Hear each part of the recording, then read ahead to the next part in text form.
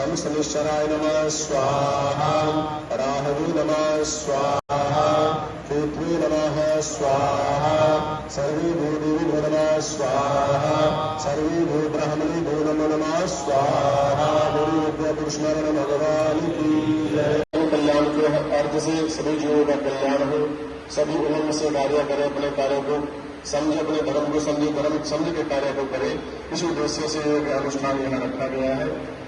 तो आप सभी प्रार्थना करो कि भगवान से सभी का कल्याण हो और प्रभु का आशीर्वाद सबके लिए मंगलमय रहे।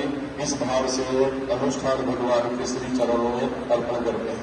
ओम इष्ट देवता भो नमः स्वाहा, कुल देवता भो नमः स्वाहा, ग्राम देवता भो नमः स्वाहा, स्थान देवता भो नमः स्वाहा, मातृपितृ चरण कमल भो नमः स्वाहा, सर्वे भो देव भो नमः स्वाहा, सर्वे भो ब्राह्मणे भो नमः स्वाहा, यज्ञ नारायण नमो नमः स्वाहा, ओम श्री सूर्याय नमः स्वाहा, चंद्रमसे नमः स्वाहा, भूमाय नमः स्वाहा, चंद्रपुत्र बुद्धाय नमः स्वाहा, देवगुरु बृहस्पति नमः स्वाहा।